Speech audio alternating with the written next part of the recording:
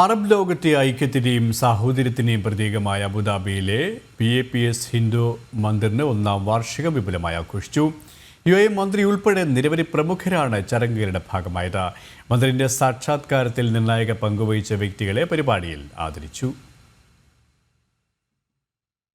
Hindu calendar പ്രകാരം വസന്ത പഞ്ചമി ദിനമായ ഈ മാസം 2-ന് പ്രത്യേക പൂജകൾ നടത്തി തുടക്കം കുറിച്ച അബുദാബിയിലെ ക്ഷേത്രത്തിന്റെ വാർഷികാഘോഷങ്ങൾ സമാപിച്ചു. UAE സഹിഷ്ണുതാകാര്യമന്ത്രി Sheikh Nahyan bin Mubarak Al Nahyan മുഖ്യ അതിഥിയായി. സമൂഹത്തെ ഒരുമിപ്പിക്കുന്ന മനോഹരമായ നിർമ്മിതിയാണ് ക്ഷേത്രമെന്ന് ഷെയ്ഖ് നഹ്യാൻ പറഞ്ഞു.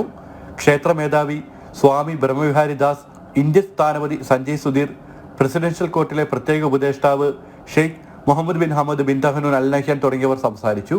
വിവിധ രാജ്യങ്ങളിൽ നിന്നുള്ളവരടക്കം 13,000 പേർ ആഘോഷ പരിപാടികൾക്ക് സാക്ഷ്യം വഹിച്ചു. ഒരു വർഷത്തിനുള്ളിൽ 22 ലക്ഷം വിശ്വാസികളെയാണ് ക്ഷേത്രം സ്വാഗതം ചെയ്തത്. 13 ലക്ഷം പേർക്ക് സൗജന്യ ഭക്ഷണം നൽകി.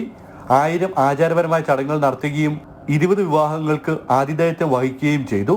പ്രാർത്ഥനയ്ക്കും സന്ദർശനത്തിനുമായി ദിവസേന ആയിരക്കണക്കിന് ആളുകളാണ് ക്ഷേത്രത്തിലെത്തുന്നത്. ജനം, ദുബായ്.